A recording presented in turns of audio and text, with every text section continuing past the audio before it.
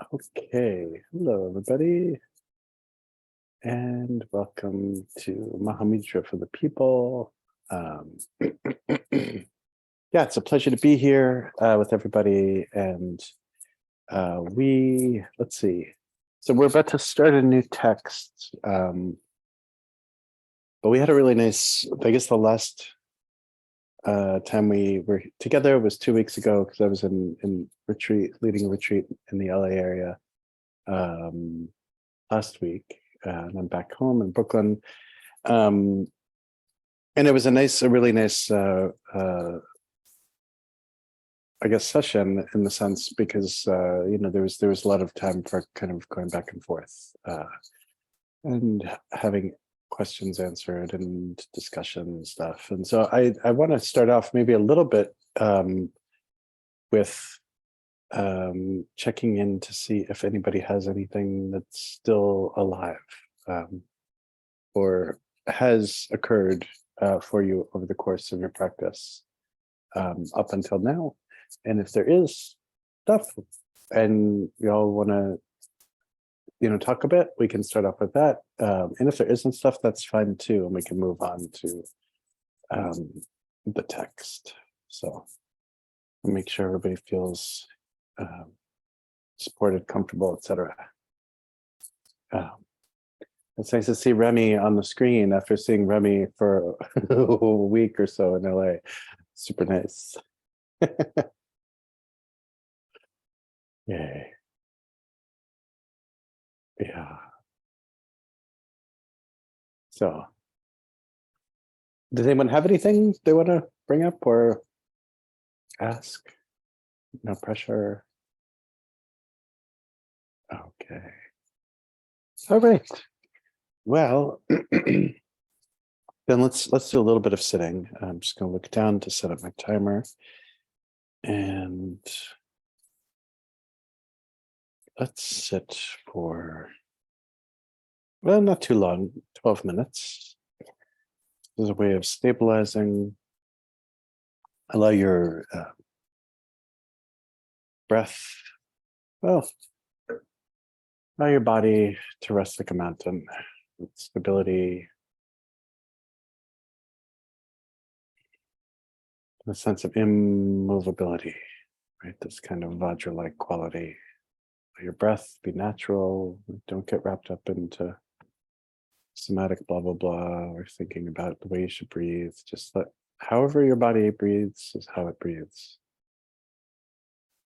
Try to allow your gaze to affix to space itself, not preferencing a particular object, particular thing. Let your mind be free and supple, relaxed. Let go of the past, so everything up until this moment.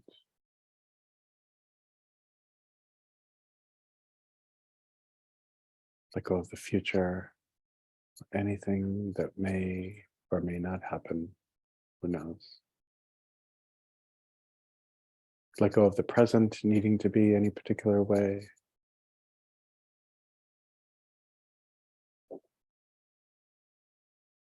Try to let go of control. There's nothing to do. Don't make anything happen.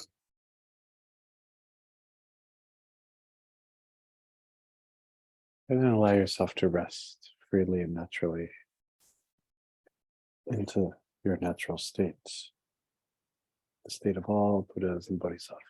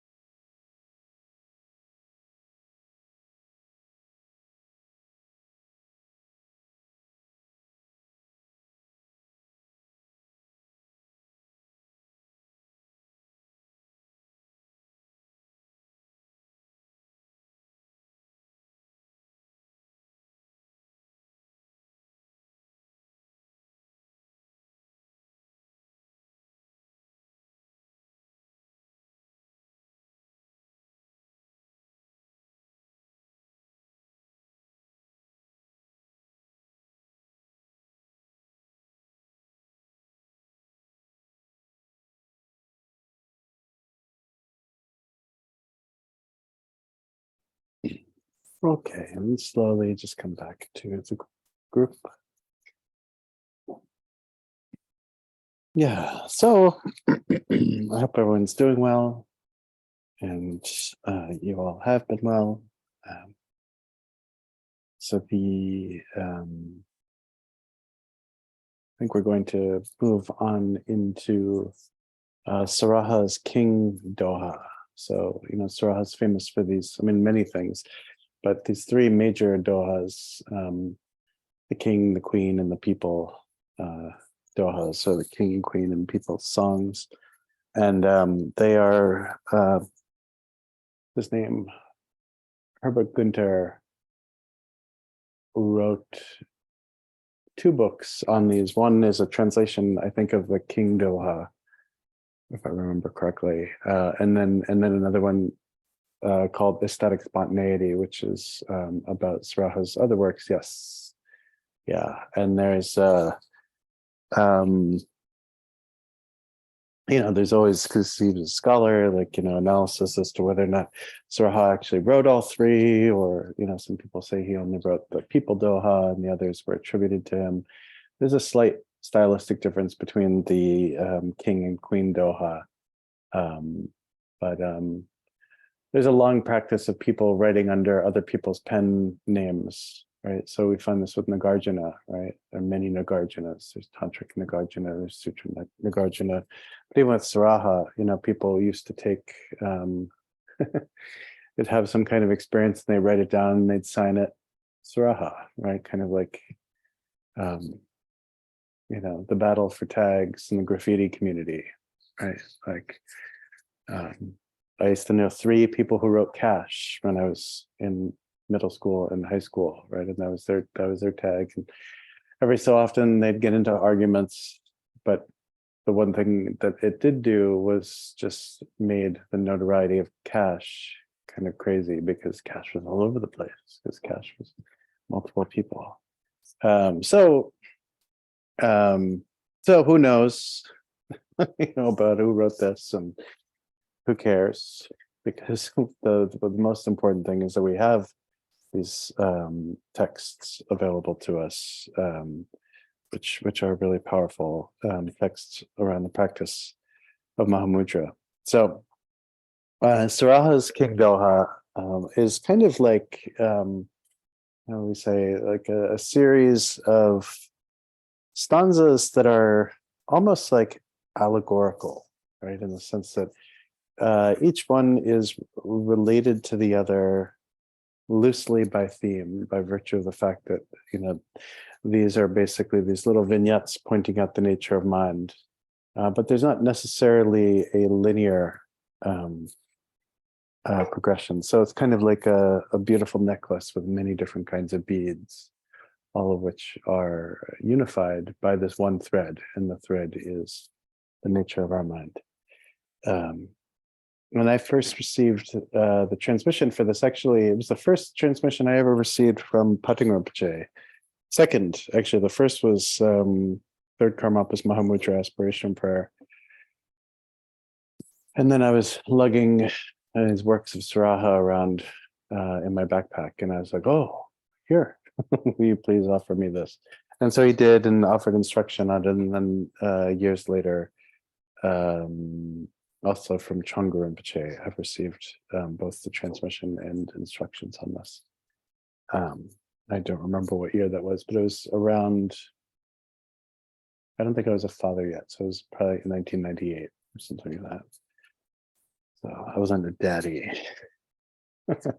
So Saraha's Doha Kosha, the king's song.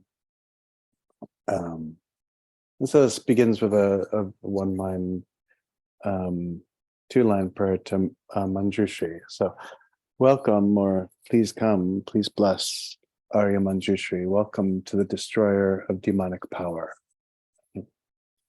So, Manjushri being the ultimate destroyer of demonic power, the demon that is being vanquished is lack of awareness, right? Maharigpa. And so the Saraha just dives in when he says, the wind lashes calm water into rollers and breakers. The king makes multifarious forms out of a unity, seeing the many faces of Saraha the archer. Right? And so the wind making waves, right? We can go to some windy lake or windy, sea, right? And the wind itself whips up all of the waves, right? The rollers and breakers, right? So the way waves, the little white caps. So just as the wind lashes calm water into rollers and breakers, the king makes multifarious forms out of unity, seeing the many faces of Saraha, the archer.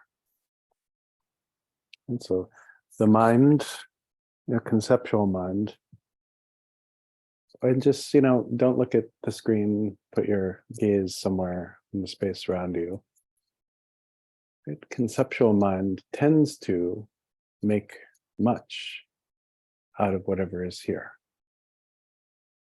Right? And maybe, hopefully not today for everyone. I hope everyone's in a spacious place. But yeah, there can be like, oh God, why are there smudges on the wall? My kids. Or this or that. Or, all of the labeling, all of the ways all of this could be better. This experience could be better. And so the mind, the winds of mind create these rollers and breakers. The wind of conceptuality, the wind of analytic mind, the wind of intellect makes much of what is around us, pleasurable or not pleasurable, makes things into things. Right? It props up the Ponzi scheme of apparent reality. Props up the Ponzi scheme of whatever is happening. So the second line, the king makes multifarious forms out of unity, seeing the many faces of Saraha the archer. And this is, also best described by all I need to do is, with the exception of Casey, who is very smart, has not put up any kind of image, just their name. I can just look at Eric and come up with all sorts of manifold identities. And then because in Remy's box, there's Remy and Jasper, I can do that with two people in one box. So that's even more. Right? And Gendon is, just Gendon's photo, or Lorena or Wanda, or Elle, right? Sarah, even myself, I could look at that. Oh, look at that guy. What the heck? Because crazy. Right? So the king makes multifarious forms out of unity, right? The unity is everything is perfect as it is, right? Just leave it alone. Leave it alone. Right? But Saraha is singing this to the king, and the king is like, oh, you have a long beard and you are a Brahmin. And for some reason, you're also, in love with an arrow maker. That's bad karma. Right? And you practice Hindu Tantra and Buddhist Tantra. You're a freak. You're a freak in my court. Right? So this is what we do all the time, right? We pick up, I'm gonna like this thing, the phone, and you turn it on and you begin to scroll and look and feel terrible. Go onto social media, feel like you're gonna die. All because your mind is making multifarious forms out of unity. Right? Except with Facebook, there are algorithms to try and just make you Jones. So you'll see these are loosely related. So that's the first one. The second, the cross-eyed fool sees one lamp as two. The vision and the viewer are one. You broken, brittle mind. It's the same thing, with our cross-eyed fool stupidity. We can't just see things as they are, right? We see them otherwise. We see them the way we want to see them. We see them the way we can see them. Sometimes it's not even about wanting, right? We change over time. Our experience of reality changes and hopefully deepens over time. Right? We can only see what we can see. And this is interesting, right? Because so my root teacher pointed this out to me in a really lovely way, pointing out to me that, saying like directly, like, Justin, you look at me and you see a nun, right? And I am more than that. Right? You look at me and you see a woman, and I'm more than that. Right? And it's true. She was more than a nun, more than a woman. Right? She was many, many, many things. And so are we. Right? We can look at each of our boxes and say, look at me, right? I have this unruly beard, that's silly. I have this long hair, that's silly. I'm white, that's silly. I'm male appearing, that's silly. I'm wearing black, that's silly. I'm in a rectangle, that's silly. Blah, blah, blah. Very all unoriginal stuff, right? Just, not only unoriginal, but then there's all the associations of all of that. What makes it unoriginal is that it's unconsciously projected. Okay? All of us are fresh and free, open and dynamic. We're embodiments of awakening. We're embodiments of the universe. We're embodiments of Buddha. And yet the cross-eyed fools that we are, right, our broken little mind sees things that aren't even here, projects things that don't even exist. Thus. So the next one. This is nice because this is kind of like in a Akira Kurosawa film, right, of Mahamudra. So just the first two vignettes, now the third. So imagining that from darkness, this vignette arises. Many lamps are lit in the house, but the blind are still in darkness. Sahaja is all pervasive, but the fool cannot see what is right under their nose. Right, so sahaja is a lovely term. It kind of means the fundamental awakened essence of things. And there's a lot of, it's a Sanskrit term. It's actually, you could say like an Indic, what would we say? Maybe you could describe it as like an Indic term for non-duality. You don't see sahaja necessarily translated so much into Tibetan. Right, so all the lamps are on in the house, right? And yet us and our dullness, right? Still think we're blind. Sahaja is all pervasive, but the fool cannot see what is right under their nose.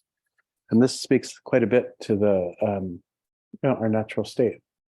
Right? Our natural state is perfect, open, relaxed, awakening. And yet what we see around us, what we choose to see about ourselves, what we choose to see about others is this litany of brokenness, like wreckage or a field of ruin, unable to see. This is what makes all of us so heartbreaking.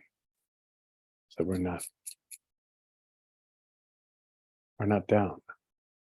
We might be down ideologically when it comes to actually relaxing, to let everyone exist as the entirety of the fullness of their being. We can't see it. Not only can we not see it, we become convinced that this is the way things are.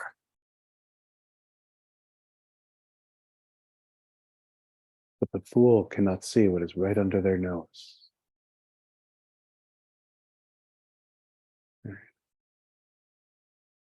What is right under our nose? It's right here.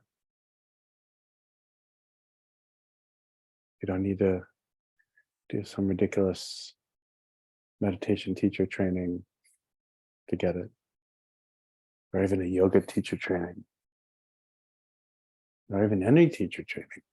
You don't even have to be particularly invested because it's right here. You don't need to go on pilgrimage. You don't need to wear.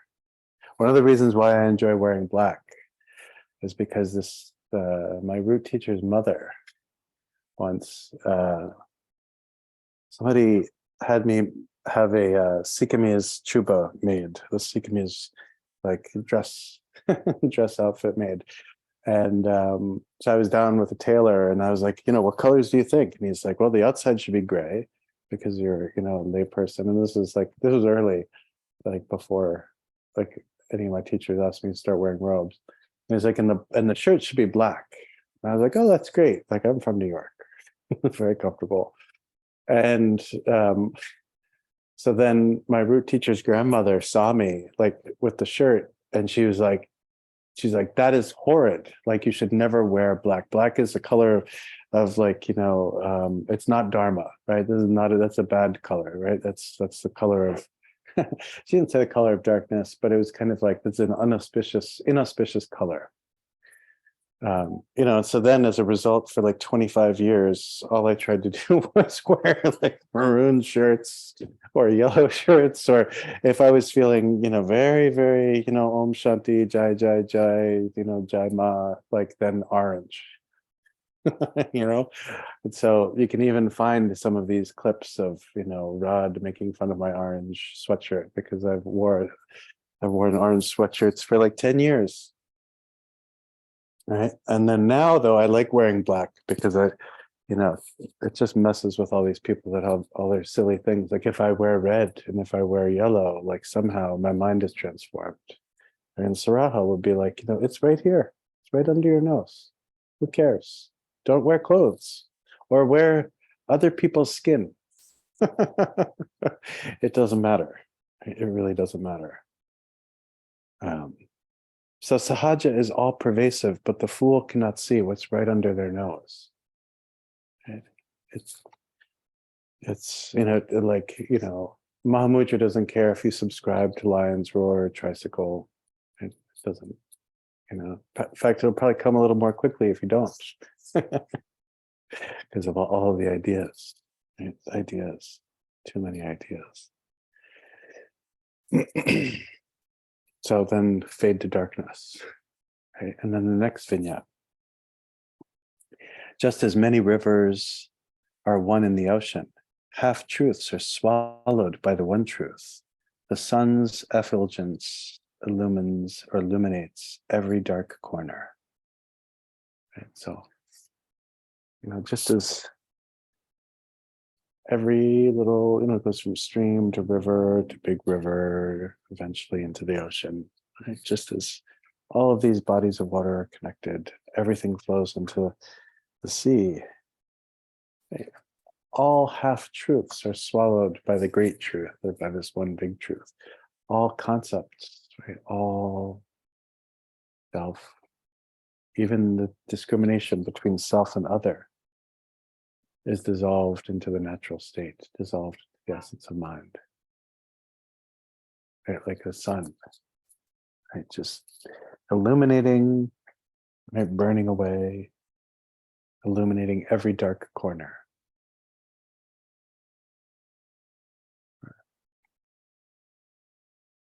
So this is kind of like, I could say, the multiplicity caused by our neurosis. Like this, all the labeling. Oh my God, I'm so tired of labeling. All the energy lost. Nobody cares. Right, so in the multiplicity of our lunacy, our neurosis, right, we make everything. When we rest into the natural state, when we rest into Mahamudra, all of that dissolves. All of that becomes one.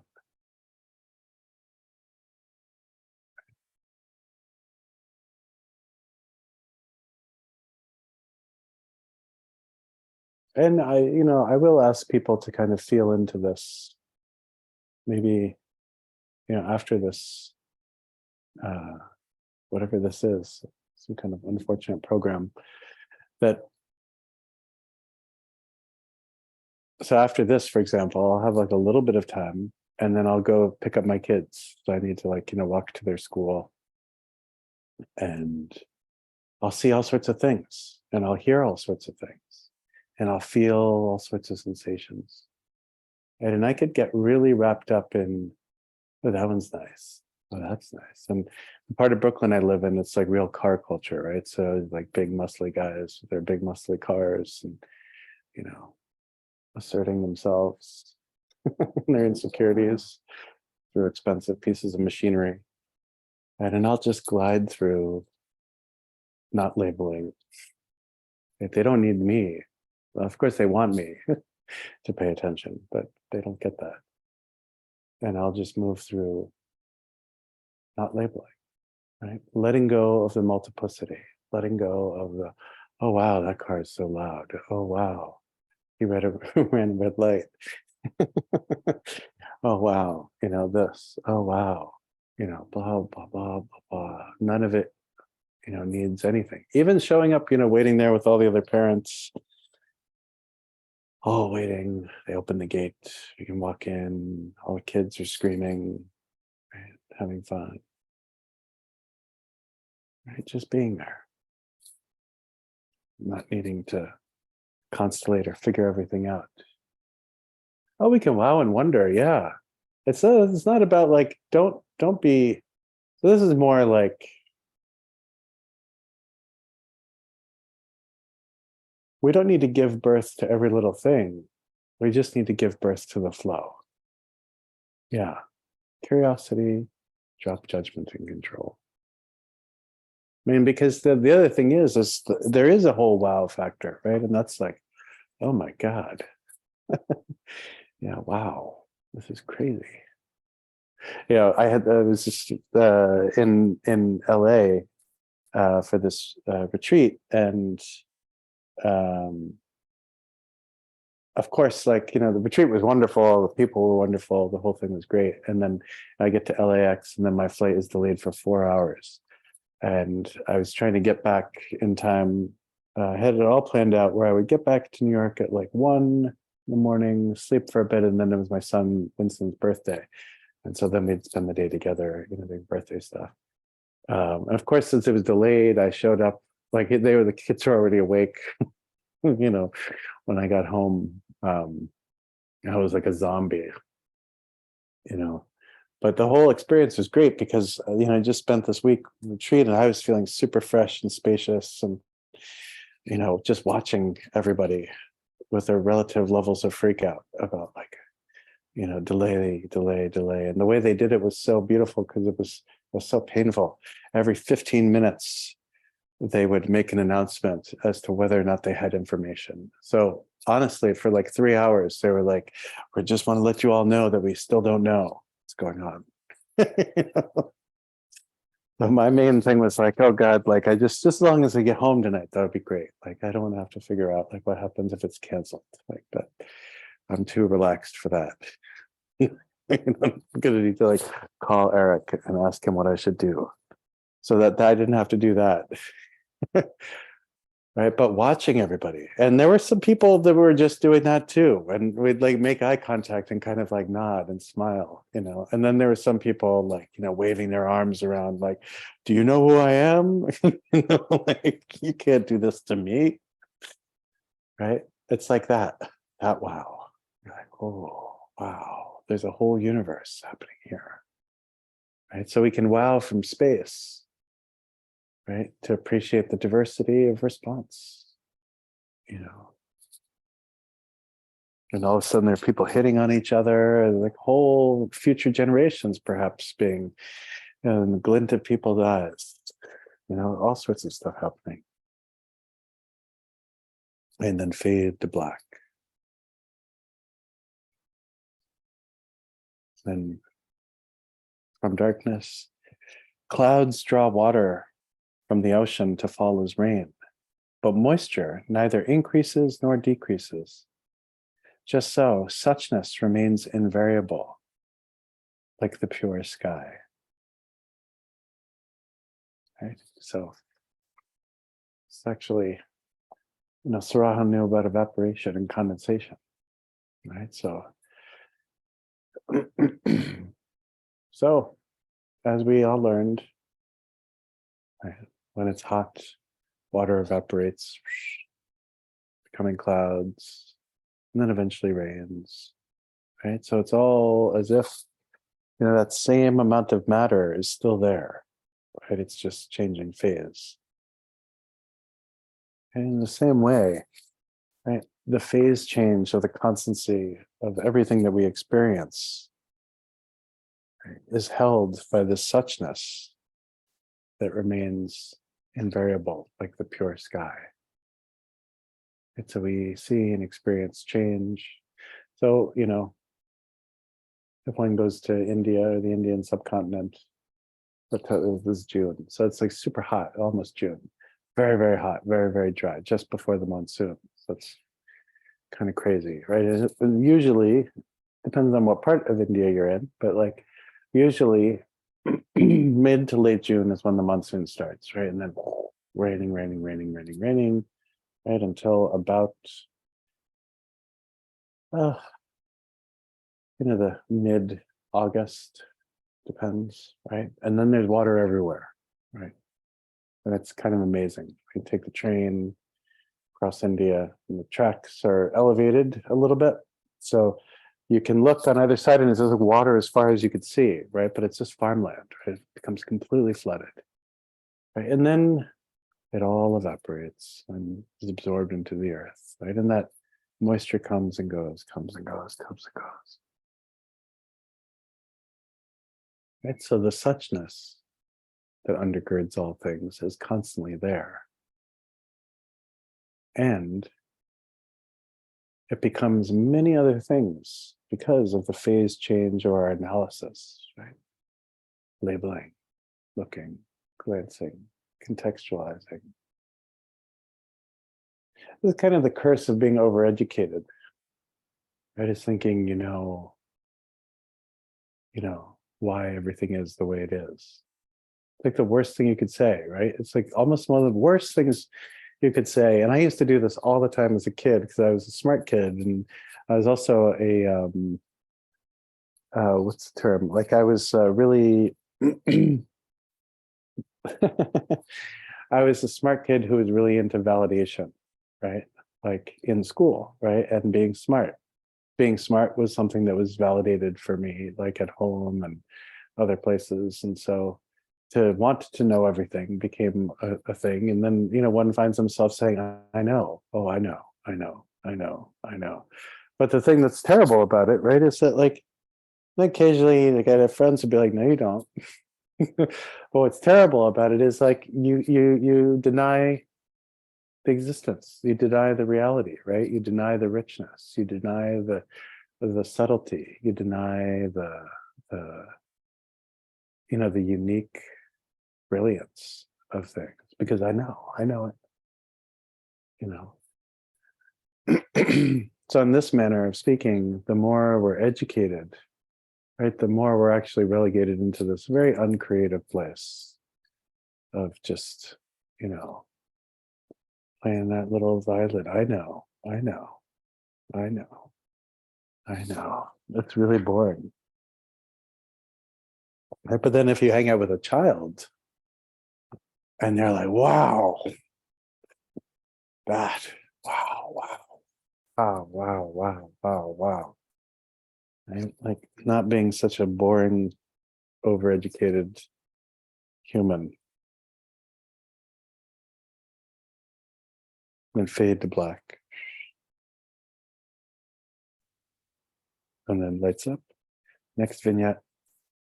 Replete with Buddha perfection, sahaja is unitary, essential nature. Beings are born into it and pass into it, and neither being nor non-being can be. I'm going to repeat this. Replete with Buddha perfection, sahaja is unitary, essential nature. Beings are born into it and pass into it, and neither being nor non-being can be. This is a problem for us Americans. because we like to be completely unique. And we don't like to bleed. Like, I don't like to share my mind essence space with other people. This mind essence that is vast, right? Beautifully interconnected. In fact, interpenetrating, in the sense that there is no separation between my mind essence and, Lorena's or Casey's or Sarah's or the other Sarah or Remy or Eric or Jasper. Right? We can't be like, don't cross that line. There is no line. Right? We're born into Buddha nature. We die into Buddha nature. We arise, we go through the Buddha nature bardo. We re-arise. And no escaping this. It's this unitary experience. Unitary. Unified or unity. What's your question? Yeah, man.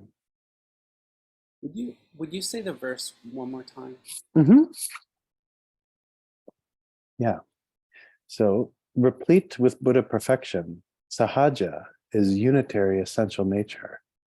Beings are born into it and pass into it, and neither being nor non-being can be.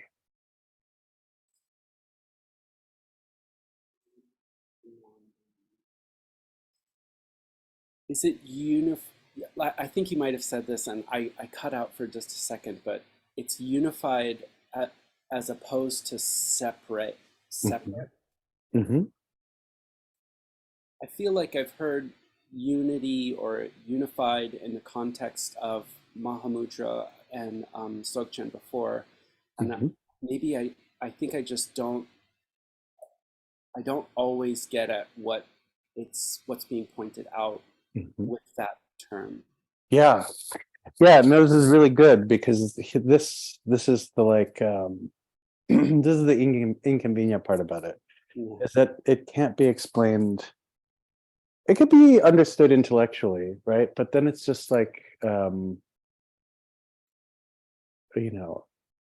it's like a textbook, right? It's just hard information.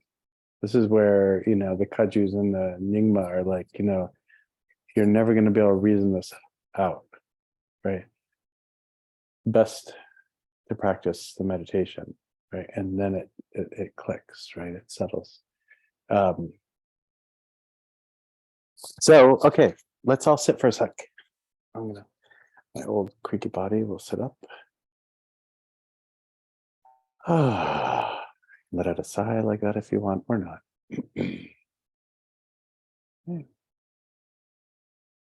Oh, and when we slowly settle, right, letting go of the past, right? So that means just let it all go. Don't entertain the future.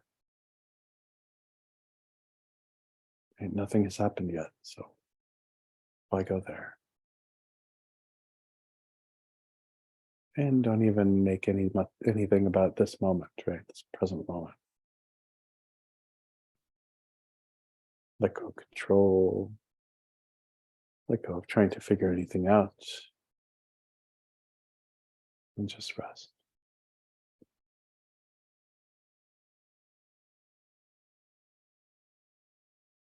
This is all there is. Whether it's this moment or the next one.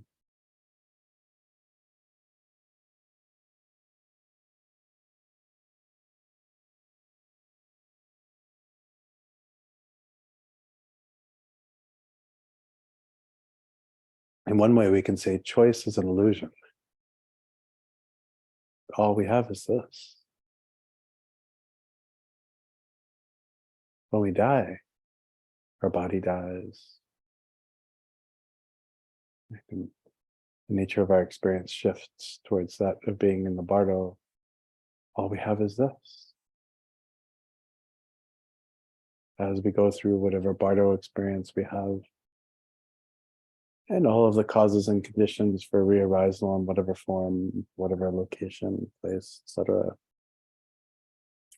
comes into being, all we have is this.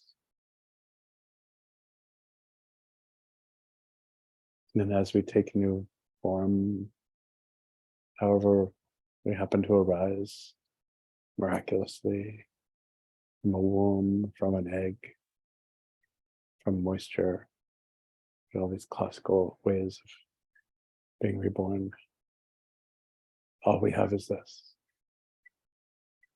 All we have is this, threaded mala of experience. And it's a thread that is infinitely long.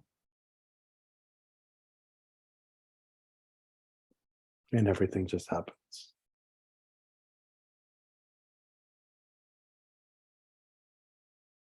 And it's all like this.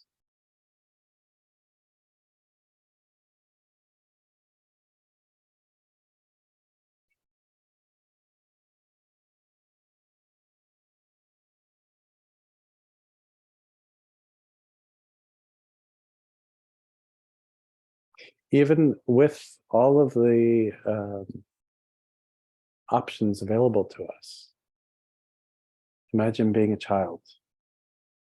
And somebody says to you, let's go get ice cream. So you can have whatever kind you want. And you pick and you begin to eat. Right? And the taste is exactly, it's your favorite ice cream. The hot day, so it's nice, cold.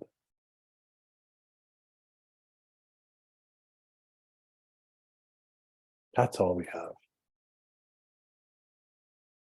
Experience of taste. And then this person says, come on, let's drive to the beach. And you drive to the beach and get up onto the sand. The sand is hot, but nice.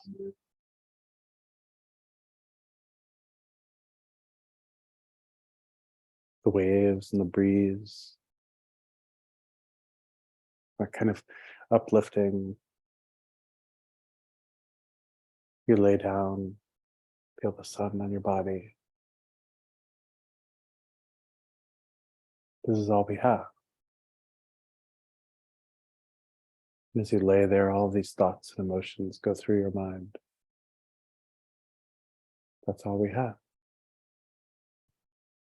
One thing after another, after another, after another.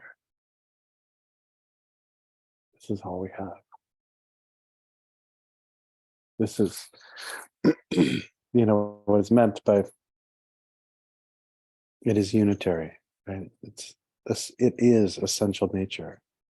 Beings are born into it and pass into it, and neither being nor non-being can be. Another way of maybe saying this is all we are is here. Right here, wherever that is. And where that is doesn't even really matter. We can all, if Bhumi Sparsha was somehow gifted, hundreds of thousands of dollars, we could all fly to each other's homes, right? And be like, switch places. And even though we would be in each other's homes and feel a little disorienting, all we would have was that. It's exactly the same experience, even though what is rising is different. Does that make sense? Right? Because the one thing people often go to with these kinds of things when they read them is like, oh yeah, but this sounds like, one self-existing experience, right? And they get caught in philosophy, right? Throw the philosophy away. None of us are that smart. All it is pretending. I was watching, trying to catch up to the end of The Marvelous Miss Maisel, right? I like that show. And Tony Shalhoub's character, like her father, is like, I love him. And he was making this joke about reading, Sartre's Being in Nothingness. And at one point he admits, he's like, I don't even know what that book means. Like, I'm not even reading it. And he's like, I don't think Sartre even knew what he was writing. Right? Like when it comes to some of these arguments, people will go to the classical, like stupid debate. You see this is it tends to all be men and tends to all be on the internet, in these big whether it's Reddit or Dharma Wheel or these other places, and it's all people just like flexing, like, yeah, I think and all we need to do is sit down and meditate, and then it's like it just comes, and then just as Lorena writes, maybe it doesn't matter, right? Like maybe it doesn't matter. But you got to tell that to those guys. They're the weird male. I mean, it's not weird. It just makes me want to disengage. I don't engage with those circles because it's just, I mean, Facebook is this basically, at least for me, is, you just see all these like, exactly, they're just like, oh yeah, what does Chandrakirti say? I was like, oh, sorry, I was meditating. What was that? I was doing my practice. But if you want to fight about it, you can. So, fade black. And then light arising. The next vignette. Rejecting pure pleasure, the fool roams abroad, hoping for mundane excitement. Your mouth is full of honey now. Swallow it while you can. So I'm going to repeat this. Rejecting pure pleasure, the fool roams abroad, hoping for mundane excitement. Your mouth is full of honey now. Swallow it while you can. And so,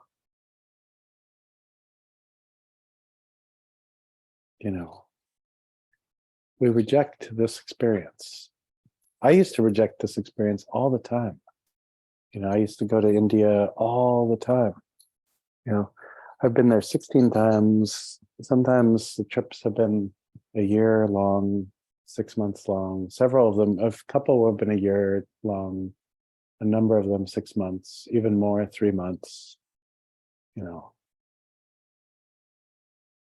Going somewhere else to learn about what's happening right here with me.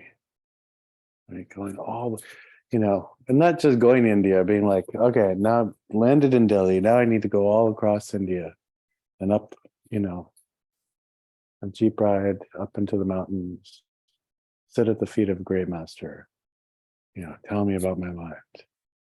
And like, well, it's like this, okay?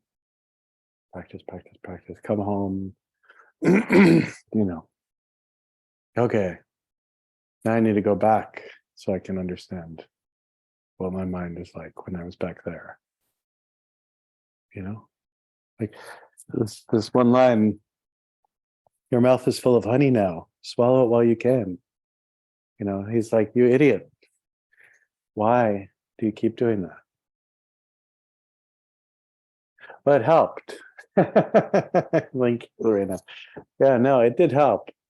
Right. But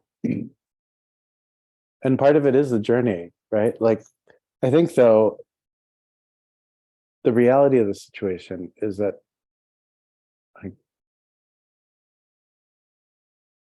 we don't need it.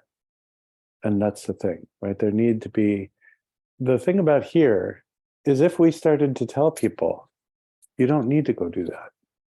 It's right here. Then they won't think that they had to go do it. But for me, I had bought into the journey. Like, and it's good. It was it's been, a good journey, fun, hard at other times, like, life-threatening at other times, scary at other times. And I'm grateful for it. And, it's really kind of probably my karma that I had to, but it's not necessary, is the thing. And so the more, like, we can do kindness to others by telling them it's wherever we are. And it's helpful.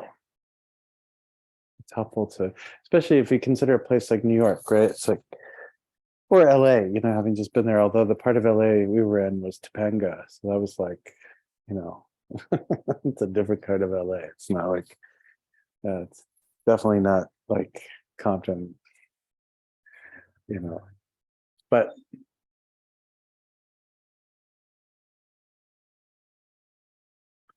our problem is that we never trust what's right under our nose. We never trust what's in our own home. Right? It's got to be. It's the whole grass is greener thing. And so to be able to show that it's possible here. And I agree, it's hard to be living in colonizer culture, but like, again, that too, there's still honey in our mouth. It doesn't matter where we are, there's always honey in our mouth. I hope no one's allergic. And hopefully not too much because it kind of is hard to swallow, right? But just enough, like that nice thin honey, you know.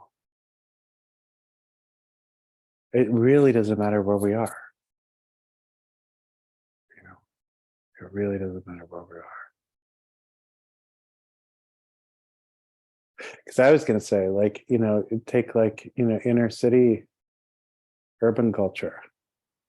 It's there. And some of these places need to hear that, right? For many reasons, right?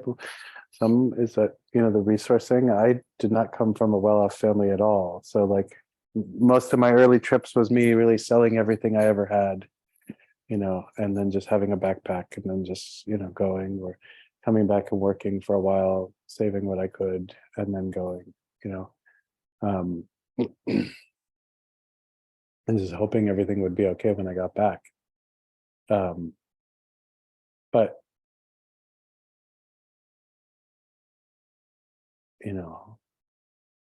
it's the othering, right? Othering where we are, right? The grass has to be greener somewhere. It can't be here. Can't be this. Can't be me. Can't be my body. Can't be dressed like this. Like I've gone the whole way from started off wearing black, then Dharma clothes, and now back to black. Like it's and that whole process was like I'm being uncomfortable within myself, being uncomfortable in robes, and learning how to be comfortable with myself. Yeah, and I'm not arguing with you, Lorena, at all.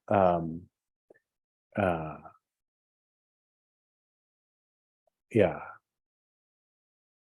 it does help to get out. It helps to experience something different. We have a Buddhist media culture here that paints a bunch of pictures for us, that are just a bunch of pictures. So, I mean, it's all quite artificial and fake. It's an agreed upon hallucination. What Shambhala Publications tells us is Buddhism, right? Because I mean, we'll say this, like something like 5% of the Tibetan canon has been translated into English, translated out of Tibetan. So not only just, and every year there's a new translation of like Shantideva's Guide to the Bodhisattva's Way of Life, which is fine. But do we need all of those versions? And can't we start translating some other material? Yeah, but who would buy it? You know what I mean? Yeah, the esoteric stuff. The esoteric is just for professors these days, right? For these, So what we know is so unreliable, what we've learned. Even, this is interesting too. I have a friend who's getting a doctorate in Sanskrit, the University of Vienna. We have a morning date to connect by Zoom or whatever on Friday morning. And they're great because they've, their Tibetan is really good. They've done long retreat. They're studying the original text in Sanskrit. And they often point out that, well, many of these Tibetan translators didn't know what was going on, back in the day. Right. So like,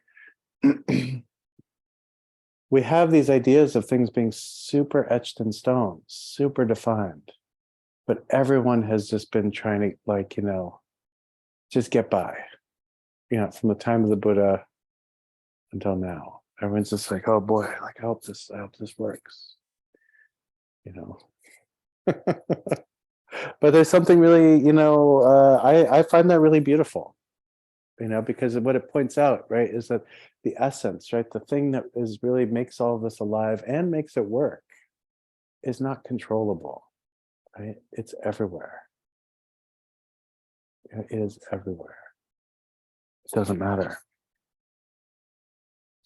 But if you've gone through grad school and you have a PhD, like, you're not going to want to say that because you've worked so hard to look so good. Right?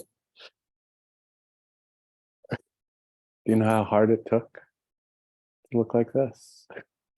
Kind of thing. This took a lot of work, right? All of my expertise.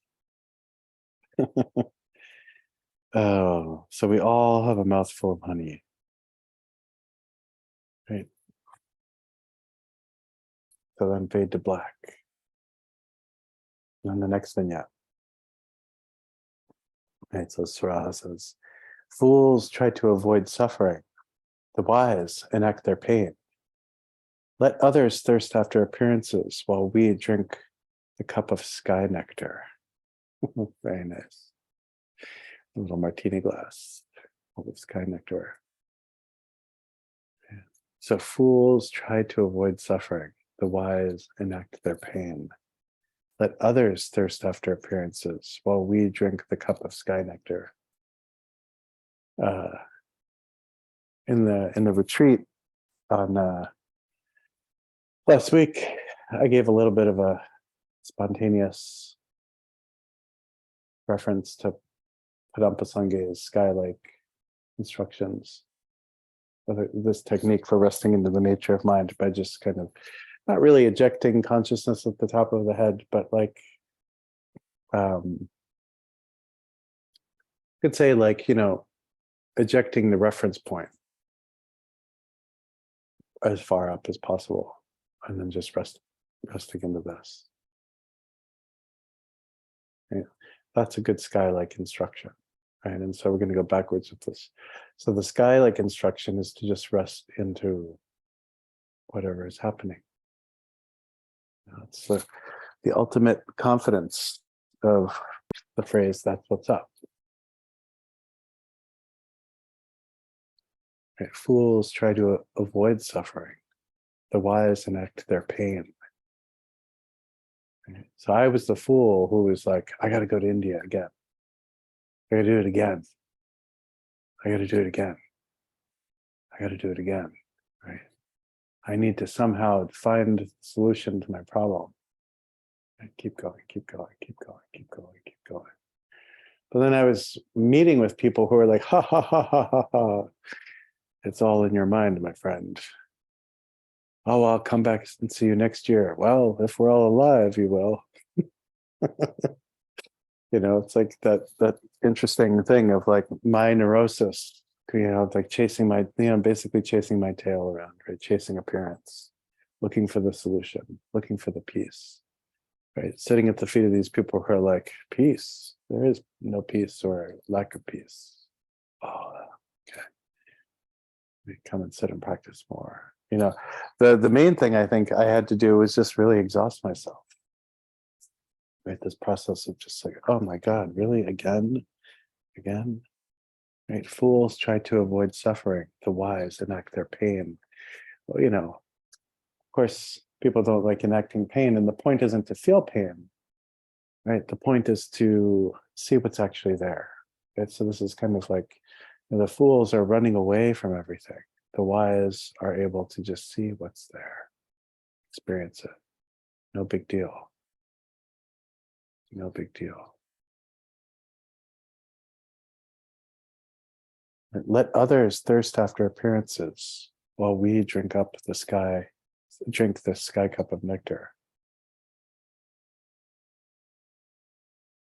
Oh, well, maybe if I learned this practice, oh, I heard somebody's giving this. I should move heaven and earth to get there. And believe me, I have met people, before I was a parent, I met this Dutch guy in Bodh Gaya who was like, I don't know, people get all weird. They're all like, oh yeah, you joined the club, man. Like, here we are, we're all trying to get enlightened. And I'm like, yeah, whatever. Like, yeah, I guess I'm happy to be here. And he's like, yeah, I left my family, my wife and kids. I totally left them to come here to get enlightened. And even then I was like, all right, let me just watch you a little bit for the next couple of days. So of course, one night, walk into this tent restaurant, he's trying to seduce some woman. Just like, all right, like I see, right? It's good to like use what you're experiencing, in appearances, the Lama. You're like, oh, that was a very powerful instruction you just gave me, right? May I never do that. Yeah, yeah. No, I know. I think about this all the time. I was thinking about this during the retreat. Not that I wanted to leave my domestic life, but I think the Buddha would probably say something like, "Oh my God, man, the stuff I did, back when I was like youthful and thought I had it all figured out, right?" Yeah. And we all do that, right? We all get a little extreme, right? Especially when we're suffering.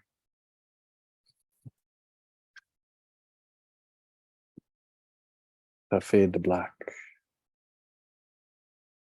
And then lights back on slowly. Center left stage. Cut to Eric.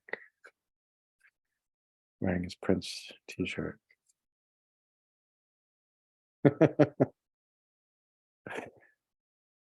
Flies eat filth, spurning sandalwood. Lost to nirvana, you exacerbate confusion, thirsting for the coarse and vulgar. That's like that guy. Don't be that guy. Flies eat filth, spurning sandalwood. Right? Lost to nirvana, you exacerbate confusion, thirsting for the coarse and vulgar.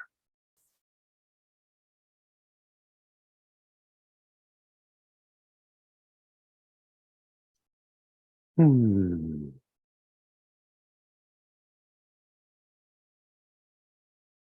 this is ultimately about not knowing what's good for us.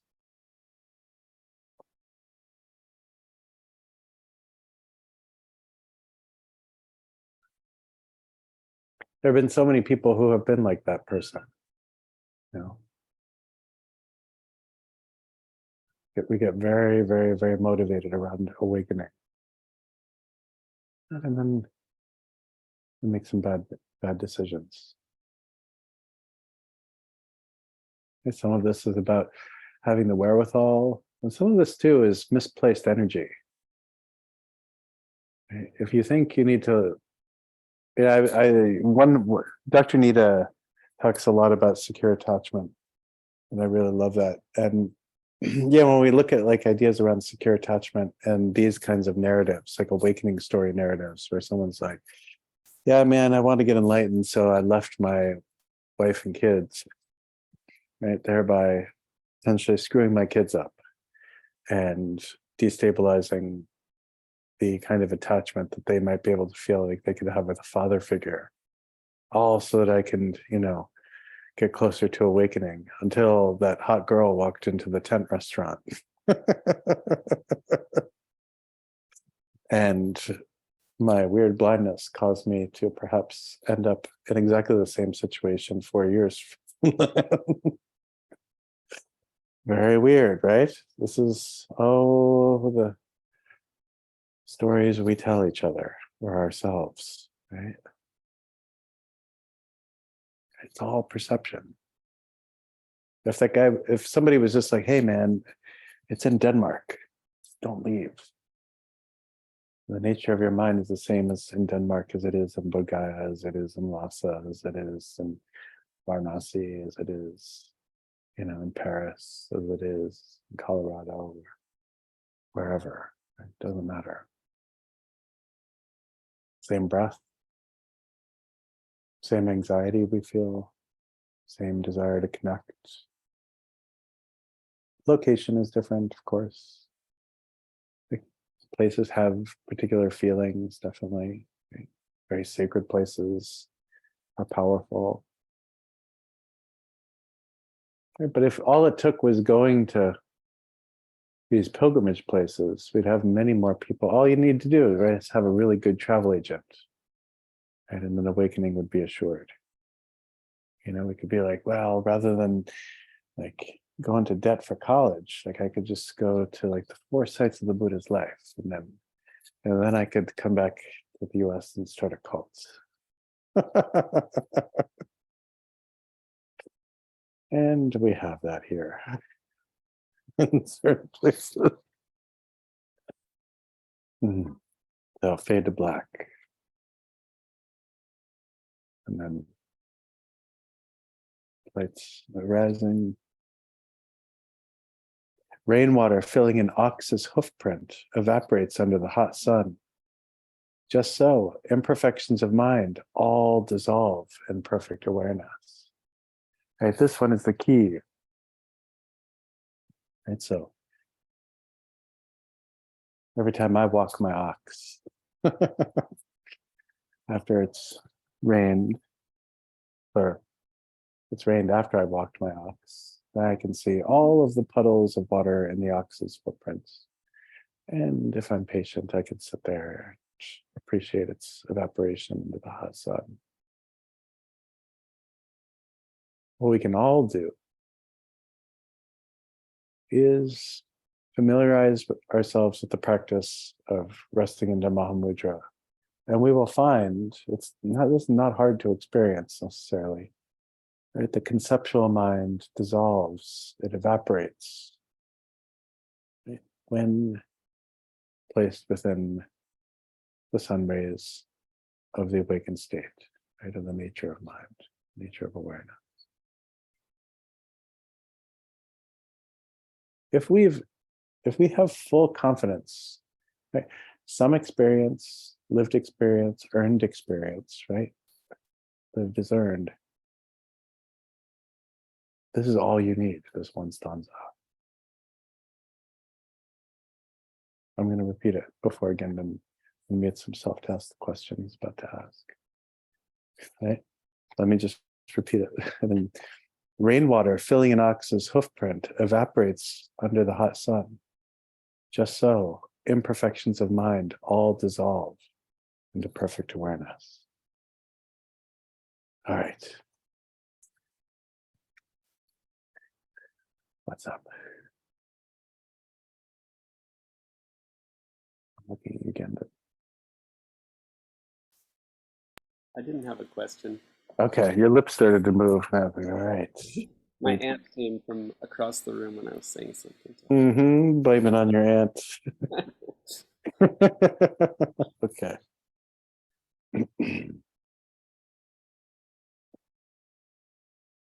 But this one is super great.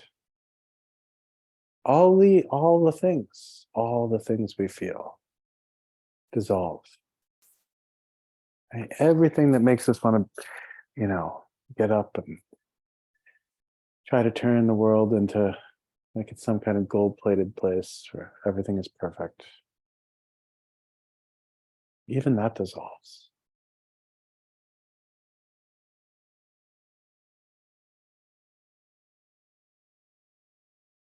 The only thing is, it requires effort. And we live in a culture that is very effort averse. That we want it now. Now. We're really speedy. We don't want to do a lot of work. We don't want to go on all the weird trips.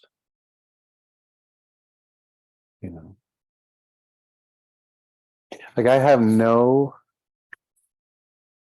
pension, no retirement, no anything. And sometimes I wonder, oh, if I put all the money together, right, that I've spent, like, going to wherever I've gone. I mean, A, it wouldn't be that much money. B, I wouldn't trade it for anything, right? Like, it's just not, like, that's not that kind of thing, right?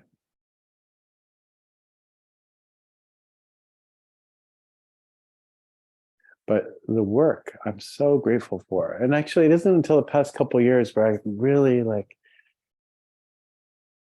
I mean, my like entry into like serious Buddhist practice like happened 28 years ago. And I feel so grateful to be able to like have that breadth of experience.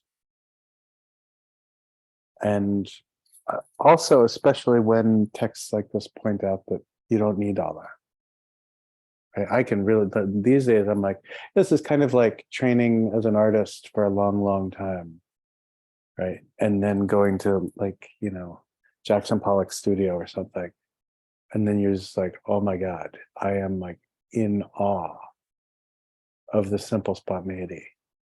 And sometimes we don't appreciate it, right? Until we've engaged all this stuff, right? And then not only engaged it, but then kind of given it up too. It's like, oh yeah, man, like I couldn't appreciate that for so long because dot dot dot dot dot. Right? There's something about, the again, our culture, very speedy. Everybody wants the fast thing. They want like TikTok awakening. I get it, right? But there's something that's so profound about how um, beautiful the entirety of it is. And even though it's takes time. So maybe we'll do one last vignette and break.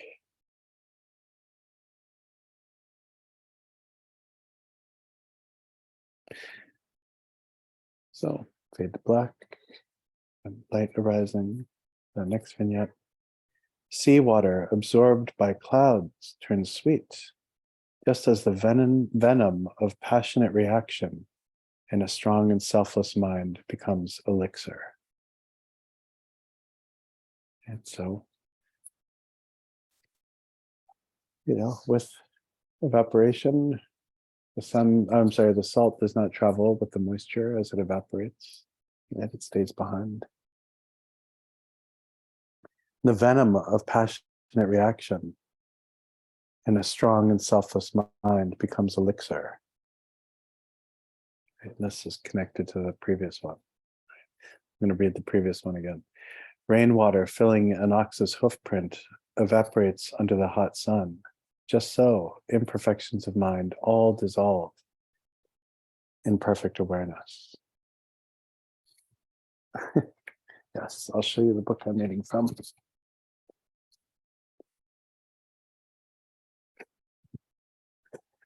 Dogman. Yes, the great Mahasiddha, Dogman. It's Keith Damon's Mahamudra book. I knew someone was going to ask me that. I always do. Oh, which translation? What year? Do you have the Wiley? Is there the translated Sanskrit as well? I'm just teasing, but it's a lot of like the it's fascinating because like the profundity, like we'll take this seawater absorbed by a cloud turns sweet, just as the venom of passionate reaction in a strong and selfless mind becomes elixir. It's so profound. Right? All of our, so again, Remy was there, and I'm not sure which Sarah this is, so I can't speak for them. The unpictured Sarah,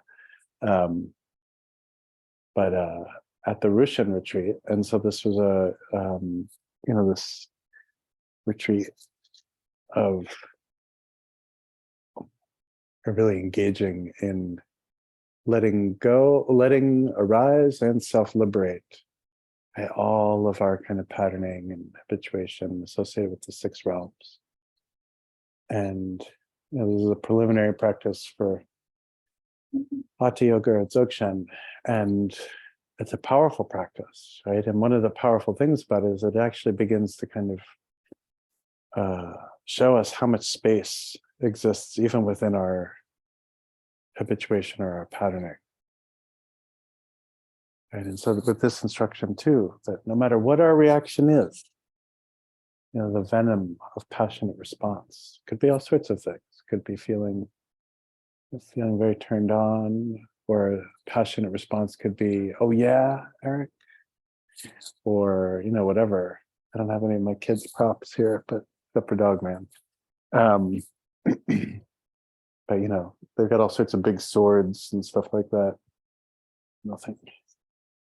So all of our venomous responses, anger, rage, jealousy, desire, reactions of just ignorance, whatever, right? All of that dissolves into awareness. If you can let it, if you can get past yourself. Really important. And so in that space though, right? So when we have these experiences of clarity around that, sometimes we get really freaked out because we've been so conditioned and habituated to be like, well, that was all bad. And now I rested into it and everything feels okay. In fact, there's space, there's lightness, there's natural arising compassionate forgiveness for self and other. And then in that discomfort, we'll ask, what translation of the text is that? Right? Simply because anything but this, right? It's just the slight, this is the power, right? The power of intellect can cause us willfully to disassociate with contradiction. And so,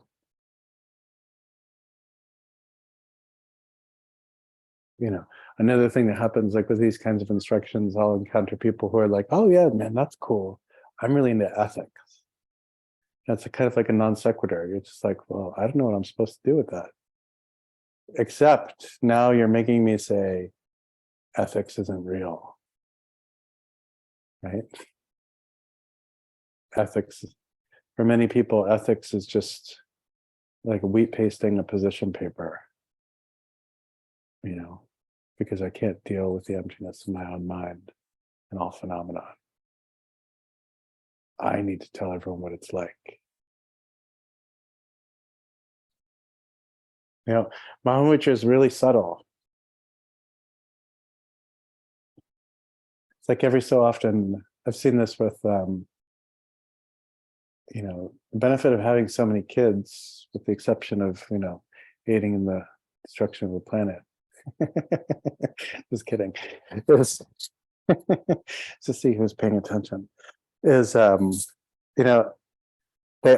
of my kids have always had a friend or two who have a sense of humor that is like on par with adults, and you're like, oh my god, like it's like I could sit around and be like, hey, let's tell adult jokes back and forth, and this like 9-year-old is like nailing it each time. Right. It's hard. We freak out. We freak out when we have clarity. It's hard to hold. We tend to need to disengage. And we will disengage through intellect. Right. It's premature. Adulthood helps us explain things away. But really, if we can remain in this kind of, what was it? Oh no, I didn't miss page. Yeah. Let others thirst after appearances while we drink the cup of sky nectar. So if we could just sit with the cup of sky nectar and recognize that it is all full of contradictions. It's not, you know, um, it is not neat. And when we sit in the contradiction and then we get a little tight and then we need to project the world a particular way through wheat paste ethics, right? We're just causing violence, violence towards appearance, right? Everything that just happens to be cups and tables and chairs and rugs and people, animals, and plants, airplanes, worms, dogs, and cats. And we're not letting them be. We're telling them how to be. You be like this. But don't wear. Got into this obscure conversation about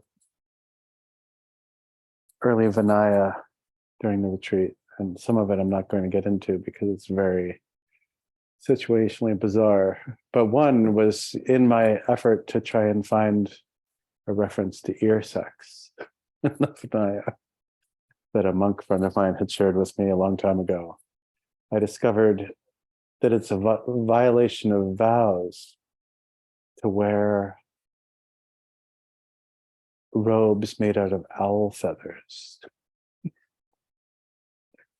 Right, very interesting, right? And when you compare these rules against Mahamudra, you're like, wow, man, there's some weird people with pen and paper a long time ago, right, who really had strong ideas about what people should be wearing. No, like owl feather couture for any of us. But it's something akin to mutilating one's genitals is like the level of like harm done by wearing a vestment made of owl feathers. Very weird.